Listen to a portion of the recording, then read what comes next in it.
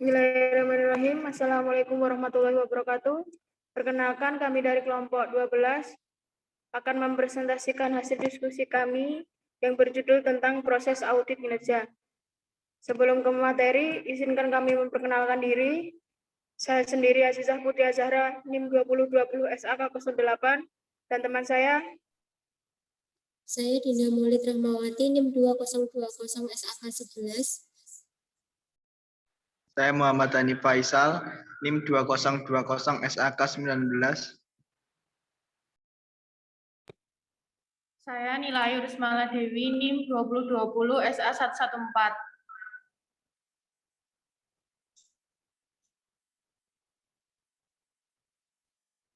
Yang pertama, struktur audit kinerja. Struktur audit secara umum. 1. Tahap-tahap audit. 2. Elemen masing-masing tahap audit. 3. Tujuan umum masing-masing elemen. 4. Tugas-tugas tertentu yang diperlukan untuk mencapai setiap tujuan. Audit kinerja pada dasarnya merupakan perluasan dari audit keuangan dalam hal tujuan dan prosedurnya. Berdasarkan kerangka umum struktur audit di atas, dapat dikembangkan struktur audit kinerja yang terdiri atas 1. Tahap pengenalan dan perencanaan. 2. Tahap pelaksanaan audit. 3. Tahap pelaporan. 4. Tahap penindaklanjutan.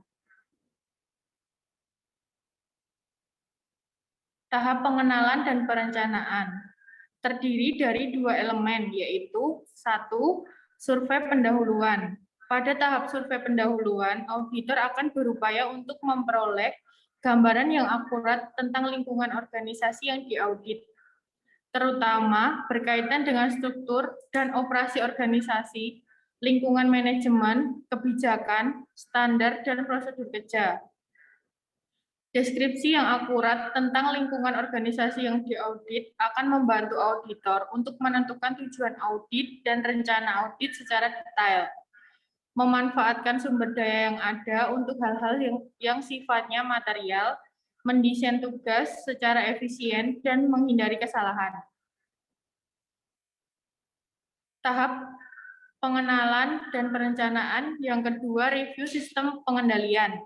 Pada audit keuangan, auditor memulai pekerjaan dengan melakukan review dan evaluasi terhadap sistem pengendalian intern, terutama yang berkaitan dengan prosedur akuntansinya. Sedangkan pada audit kinerja, auditor harus menelaah sistem pengendalian, manajemen atau sistem pengendalian administratif dengan tujuan untuk menemukan kelemahan pengendalian yang signifikan agar menjadi perhatian manajemen dan untuk menentukan luas, sifat, dan waktu pekerjaan pemeriksaan berikutnya.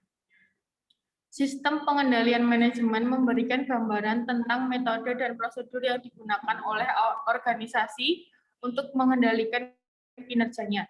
Pengendalian manajemen sendiri bertujuan untuk memastikan bahwa tujuan organisasi dicapai secara ekonomis, efisien, dan sesuai dengan hukum dan peraturan yang berlaku.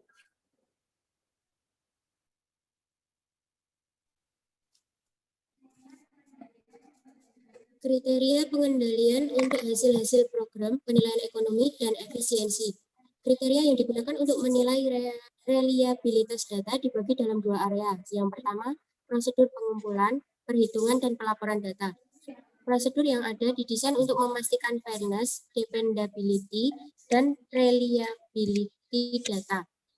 Terdapat pengendalian dalam proses pengumpulan dan perhitungan data untuk memastikan integritas data. Selanjutnya, pengendalian yang telah ditetapkan sudah dijalankan, terdapat dokumentasi yang memadai untuk menentukan integritas data. Yang kedua, kecukupan pelaporan data.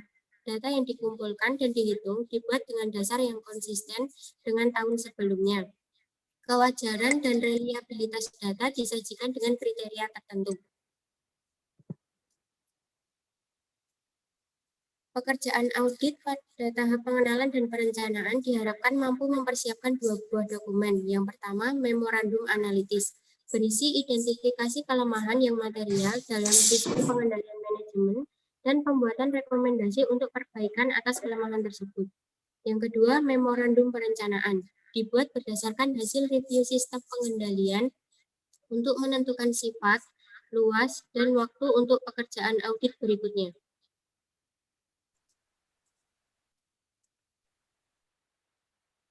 Tahap-tahapan dalam audit kinerja disusun untuk membantu auditor dalam mencapai tujuan auditor kinerja. Tahapan tersebut terdiri dari 3 elemen, yaitu telah hasil program result review. Review hasil program akan membantu auditor untuk mengetahui apakah entitas telah melakukan sesuatu yang benar, doing the right thing. 2. Telah ekonomi dan efisiensi. Economy and efficiency review.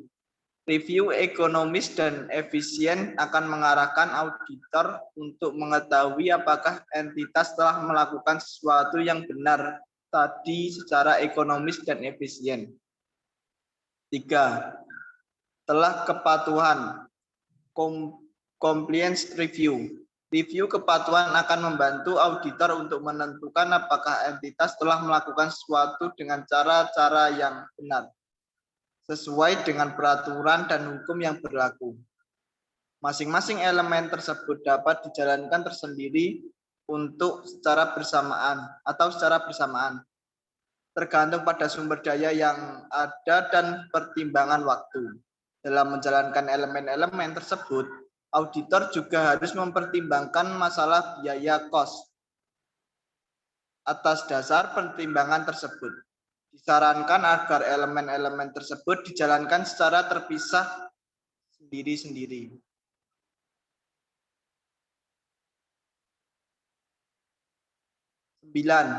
Komponen audit terdiri dari 1. Identifikasi lingkungan manajemen. Auditor harus familiar dengan lingkungan manajemen klien untuk memahami keterbatasan organisasi. Untuk itu, auditor harus mengetahui dengan seksama dan akurat gambar menyeluruh organisasi dari perspektif hukum, organisasi, dan karyawan. Auditor mengumpulkan informasi sehubung dengan A. Persyaratan hukum dan kinerja. B. Gambar organisasi. C. Sistem informasi dan pengendalian. D. Pemahaman karyawan atas kebutuhan dan harapan. 2. Perencanaan dan tujuan. Komponen ini berkaitan dengan review atas proses penetapan rencana dan tujuan organisasi.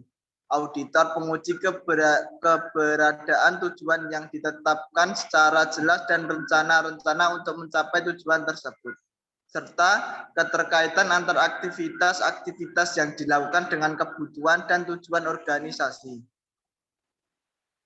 3. Struktur organisasi. Komponen ini berkaitan dengan bagaimana sebuah unit diatur dan sumber daya dialokasikan untuk mencapai tujuan organisasi. Struktur organisasi menunjukkan pada otoritas formal maupun informal dan tanggung jawab yang terkait dengan organisasi. 4. Kebijakan pada praktik. Komponen ini mengacu pada kebijakan yang berlaku umum, kebijakan publik, yang merupakan yang dirumuskan oleh masyarakat yang diwakili oleh lembaga legislatif dan informal dengan peraturan atau petunjuk administratif yang mengacu pada sejumlah aktivitas yang harus dilaksanakan. 5. Sistem dan produser. Sistem dan prosedur merupakan rangkaian kegiatan atau aktivitas yang menelaah struktur pengendalian, efektivitas, ketepatan, logika, dan kebutuhan suatu organisasi. Salah satu contoh sistem dan produser yang biasa digunakan adalah standar operating procedures yang menjelaskan bagaimana sebuah fungsi atau tanggung jawab dilaksanakan. 6. Pengendalian dan metode pengendalian komponen ini berhubungan dengan pengendalian intern terutama accounting. Pengendalian akuntansi diperlukan untuk menyusun rencana, metode, dan produser organisasi untuk menjadi kekayaan perusahaan dan reliabilitas data keuangan. Pengendalian administratif terdiri dari rencana, metode, dan produser organisasi yang berfokus pada efisien operasional, efektivitas organisasi, dan kepatuhan terhadap kebijakan manajemen serta ketentuan yang berlaku. 7. Sumber daya manusia dan lingkungan fisik. Komponen sumber daya manusia dan lingkungan fisik berkaitan dengan sikap karyawan, dokumentasi tentang sebagai aktivitas, dan kondisi fisik pekerjaan. 8. Praktik penempatan karyawan. Komponen ini mengacu pada 1. Metode dan produser yang digunakan untuk melindungi sumber daya manusia yang digunakan untuk mencapai tujuan organisasi. 2. Metode dan produser yang digunakan untuk mengatur administrasi pengajian. 3. Metode dan produser yang digunakan untuk menilai kinerja karyawan. 4. Kebijakan dan produser melatih karyawan. 5. Affirmative Action Plan, yaitu rencana-rencana tindakan yang disetujui oleh pihak-pihak tertentu. Auditor perlu mengevaluasi affirmative action plan untuk memastikan bahwa hal tersebut tidak bertentangan dengan hukum yang berlaku dan pelaksanaan rencana berjalan dengan secara efektif. 9. Analisis fiskal.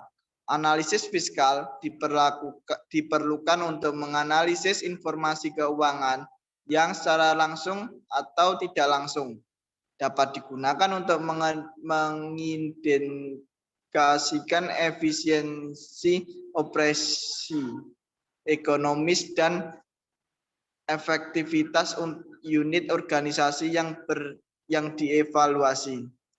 10. Investigasi khusus. Jika dibandingkan dengan analisis pengendalian manajemen, investigasi khusus sifatnya lebih spesifik.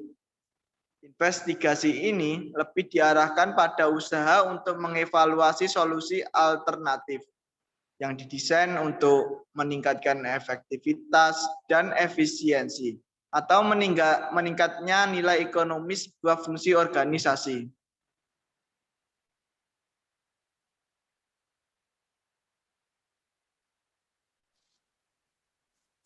Tahap pelaporan. Adanya permintaan yang tinggi atas transparansi pengelolaan sumber daya publik menjadi alasan yang utama untuk melaporkan keseluruhan pekerjaan audit kepada pihak manajemen, lembaga legislatif, dan masyarakat luas.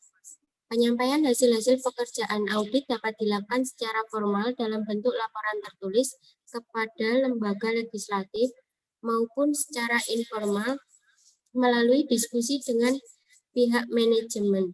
Laporan tertulis bersifat permanen dan sangat penting untuk akuntabilitas publik. Ada 3 langkah utama yang sangat penting dalam mengembangkan laporan audit secara tertulis, yaitu 1. Pengiriman. Beberapa hal yang perlu diperhatikan dalam penulisan laporan audit kinerja.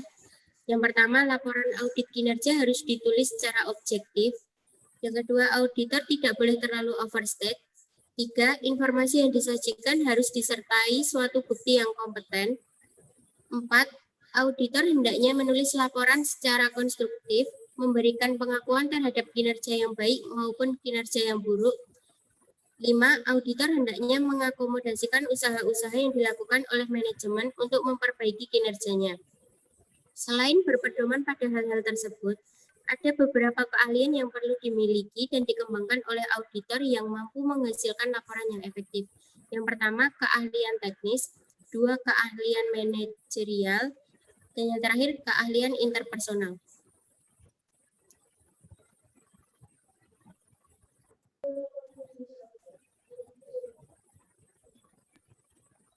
Sistematika laporan kinerja audit ada 3. Yang pertama yaitu pendahuluan. Di pendahuluan ada umum, surat pengiriman atau memorandum, laporan ringkasan, daftar isi laporan secara keseluruhan, dan daftar tabel dan gambar. Yang kedua yaitu teks. Teks ada pendahuluan, badan Teks mencakup pengantar masalah, temuan-temuan, dan kesimpulan. Di teks juga ada komentar audit. Yang ketiga, referensi masalah. Referensi masalah ada footnotes, lampiran, bibliografi, komentar audit, dan bahan referensi. Format di atas menggambarkan susunan laporan akhir audit kinerja, bukan langkah-langkah menulis laporan. Dalam praktik, audit harus melakukan hal-hal berikut untuk mengembangkan sebuah laporan audit. Yang pertama, menyiapkan temuan-temuan secara individual. 2. Mengumpulkan semua referensi yang diperlukan untuk mendukung teks. 3. Menyiapkan teks. 4. Menyiapkan laporan inti. 5. Menyiapkan memorandum pengiriman laporan. Tahap penindaklanjut follow up. Tahap penindaklanjut didesain untuk memastikan atau memberikan pendapat apakah rekomendasi yang diusulkan oleh auditor sudah diimplementasikan. Prosedur review follow up dimulai dengan tahap perencanaan melalui pertemuan dengan pihak manajemen untuk mengetahui permasalahan yang dihadapi oleh organisasi dalam implementasikan rekomendasi auditor. Kemudian, auditor mengumpulkan data-data yang ada dan melakukan analisis terhadap data-data tersebut untuk kemudian disusun dalam sebuah laporan. Dari sisi auditor, hal-hal yang perlu diperhatikan dalam tahap penindaklanjutan antara lain. Yang pertama, dasar untuk melakukan follow up. 2. Pelaksanaan review follow up. 3. Batasan review follow up. 4. Implementasi rekomendasi. Sekian presentasi yang dapat kami sampaikan. Kurang lebihnya mohon maaf. Wabillahi taufiq wal hidayah. Wassalamualaikum warahmatullahi wabarakatuh.